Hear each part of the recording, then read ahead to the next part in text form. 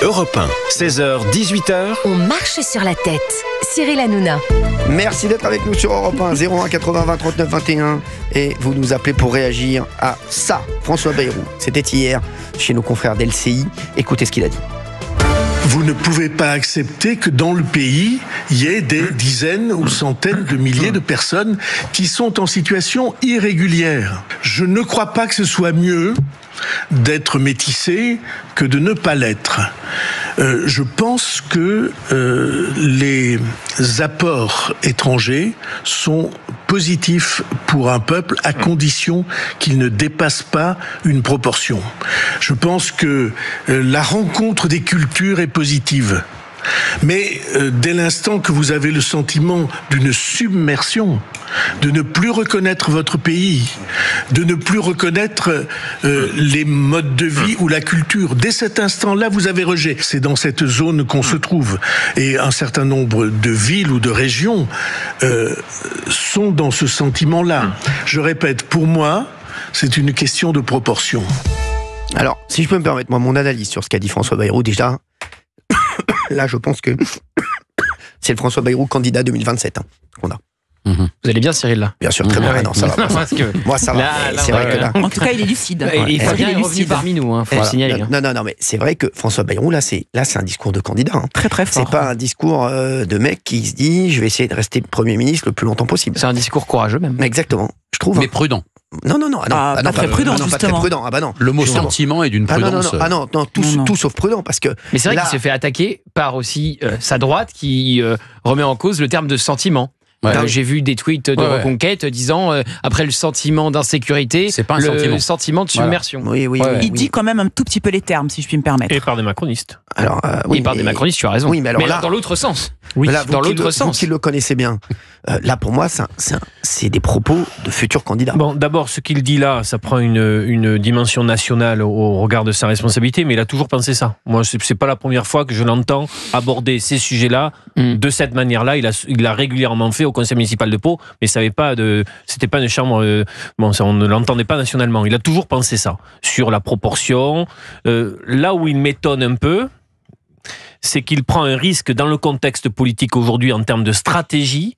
Le fait d'exprimer ce qu'il dit là et qu'il pense, donc on peut lui accorder une sincérité, le fait d'aller sur un terrain de sentiment de submersion, sa phrase sur le métissage, il me semble qu'il n'a peut-être pas mesuré les dégâts collatéraux que cela peut faire dans ce temps précis de négociation avec le Parti Socialiste, parce que le Parti Socialiste, Gauthier, aujourd'hui, tu l'as dit tout à l'heure, réagit très fortement. Le président Vallot, président du groupe socialiste à l'Assemblée nationale, a interpellé le Premier ministre d'une manière très rugueuse. Et Olivier Faure a tweeté pour dire que c'était terminé les négociations. Alors qu'ils sont dans un moment, on est dans le money time de la négociation budgétaire, avec une commission mixte paritaire qui se réunit jeudi, avec le PLFSS qui est en discussion.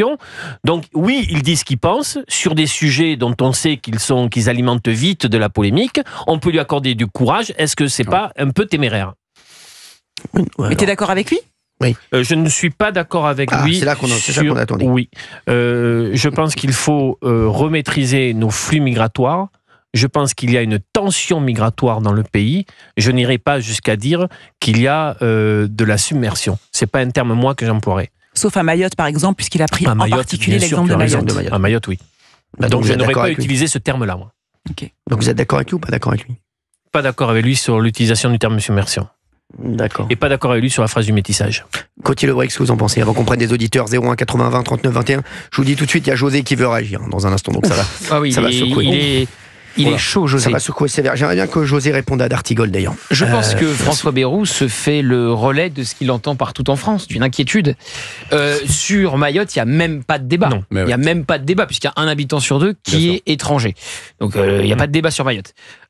Sur la stratégie politique, je rejoins Olivier. Là, il prend un risque, François Bayrou, c'est de se fâcher avec les socialistes. Donc, il va se rapprocher à nouveau du Rassemblement national qui va, à la prochaine motion de censure, vraisemblablement redevenir l'arbitre des élégances si le PS vote cette motion de censure. C'est-à-dire que c'est Marine Le Pen qui met le pouce vers le haut ou vers le bas.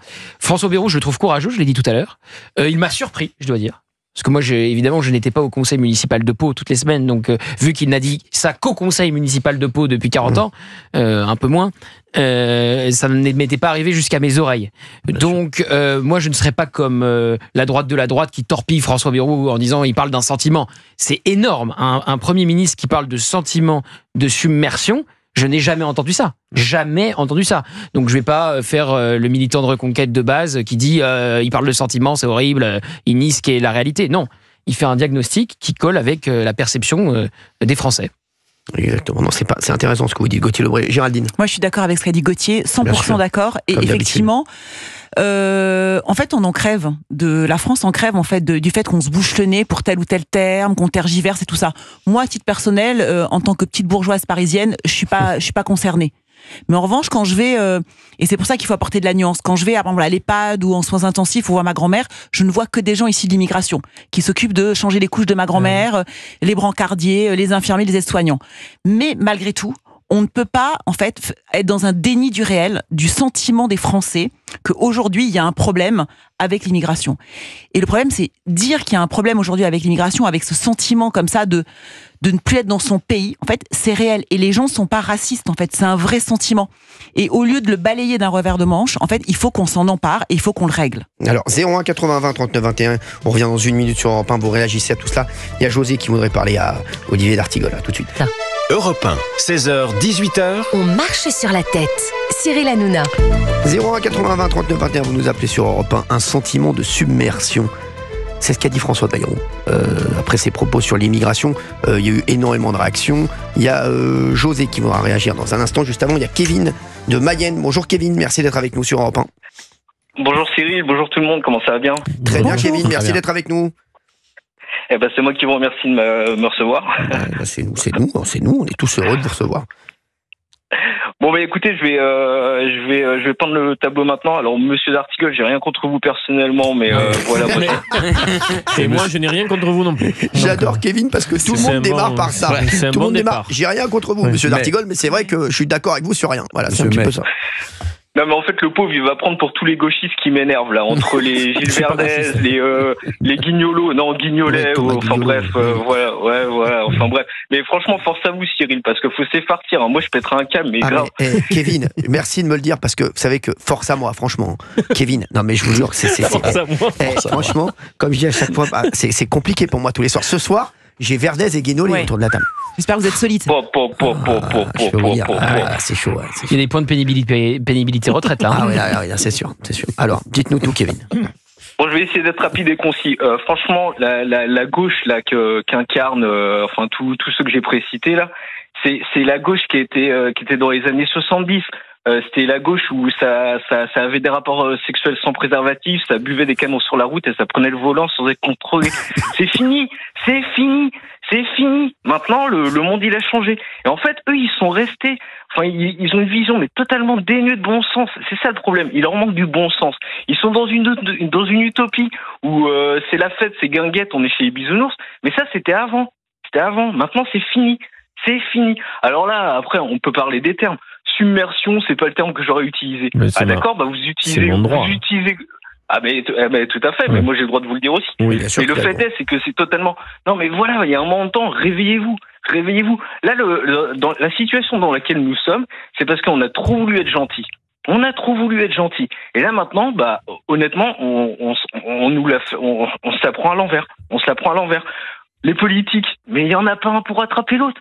La France, là, c'est bien, là, les politiques font des déclarations, mais on n'est plus souverain de notre pays.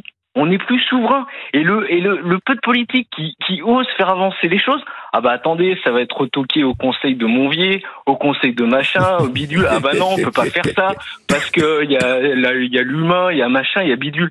Eh bah ouais, non mais on va se faire bouffer. Enfin là déjà, on est vraiment dans la merde. Et je vois pas le futur comment ça va gérer. Soit il y a un moment ça va péter, soit faut vraiment que la France et les politiques, enfin bref, faut vraiment qu'il y ait un chamboulement et mettre les choses à plat. Donc en fait moi la vision de la gauche, j'ai rien, c'est bien, faut être gentil, faut aider, allez on aide les gens qui sont pas français, etc. Mais on ne peut plus. Le français de base, n'arrive plus à sortir, ne sort plus la tête de l'eau. Enfin voilà, je comprends pas. Et en plus, vous restez à fond dans votre connerie, enfin dans votre pensée.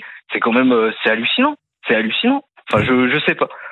Mais, alors, ce que dit Kevin, c'est vrai que c'est le sentiment de beaucoup de monde, hein, excusez-moi de vous le dire sur Europe 1, Olivier d'Artigol, mais Kevin, quand on dit Kevin là, et quand on dit ça, les gens vont vous traiter de facho, de raciste, mais ça n'a rien à voir, c'est pas du tout ce que veut dire Kevin. C'est ça qui mais j'ai des chromosomes avec des os dans le nez, je suis circoncis, on peut me dire que je suis un facho et un raciste, j'en ai rien à carrer, alors là...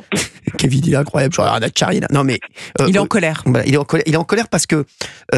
j'ai l'impression que c'est on voit qu'en ce moment on se sent, je sais pas ce que vous en pensez ici autour de la table, on se sent démuni par ce qui se passe et on sent, c'est pour ça que quand moi je m'énerve après Gilles Verdez, après Thomas Guénolé, c'est pas contre Gilles Verdez ou Thomas Guénolé que je m'énerve ou contre D'Artigol, c'est que je pense que ces gens qui ont ce genre d'idéologie font énormément de mal à la France pour moi. Et c'est ça le problème que j'ai. Et qui sont vraiment pour moi ce que j'appelle les dodanes de la France.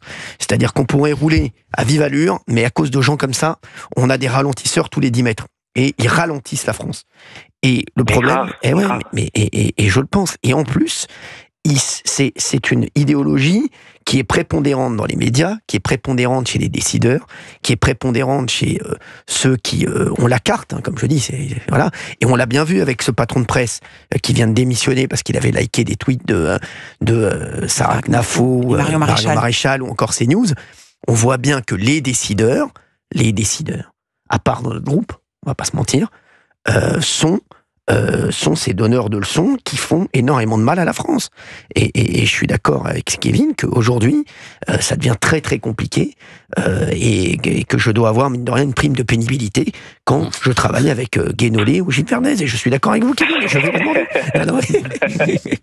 Non, mais sans rien, je vois ce que je veux dire. Oui, mais bien sûr. Et Olivier, en fait, que le terme submersion soit pour toi un mythe ou une réalité, en fait. Il se trouve que les Français, aujourd'hui, ont cette impression. Pas moi, parce que moi, je ne suis pas concernée. Ça n'est pas dans mon quotidien. Tu comprends ? Donc, j'estime que je suis chanceuse. Mais qu'est-ce que tu dis à ces millions et millions de Français qui ne sont pas racistes, mais qui ont ce sentiment-là ? Ce que je dis, c'est que le terme de submersion, il est exact pour Mayotte. Oui. Je le conteste dans sa réalité pour l'ensemble de la métropole, mais dans certains quartiers. Il dit pas l'ensemble du pays, hein, mais il dit des quartiers. Oui, je sais, j'ai bien vu le verbatim de ce qu'il a dit, mais dans des quartiers. Donc on va s'arrêter à ce terme-là. Ce terme-là, on va tout suspendre. Dans des quartiers et dans des villes, il est vrai que la réalité est celle que tu décris. Je ne le conteste pas. Et donc c'est donc ce qu'on appelle l'insécurité culturelle. Les gens se disent ça ne va pas, ça ne va plus, on ne s'y reconnaît pas. Et donc on va arrêter tout parce que le mot ne convient pas. Je dis simplement que je peux dire ça tout en réfutant le terme de submersion qui pour moi est un terme qui justement ne permet pas un débat apaisé derrière. Mais c'est de la sémantique en fait, il faut agir maintenant. Et oui, mais à force de dire les mots, je l'ai dit tout à l'heure, Sarkozy avec son ministère, on n'a rien fait. On voit très bien ce que ça provoque. Ça provoque une inflammation immédiate du débat. Mais par qui ? Mais par l'ensemble des acteurs politiques. Mais non, le PS ne se dit pas d'accord. Reconquête ne dit pas d'accord. Non, Reconquête y compris. Elle vient de chez vous. Kevin, je voudrais remercier Kevin d'avoir été avec nous. Merci Kevin. De rien, Cyril. En tout cas, ça m'a fait du bien. J'ai un peu jeté mon venin. Encore une fois. Je vais jeter mon venin, moi, ce soir. Je t'embrasse, mon Kevin. Franchement, je vais vous regarder. Assuré. Mettez-leur des doses. Merci, Kevin. Je vous embrasse fort. Merci bien. Et puis, soyez forts. Merci, Kevin. On lâche rien.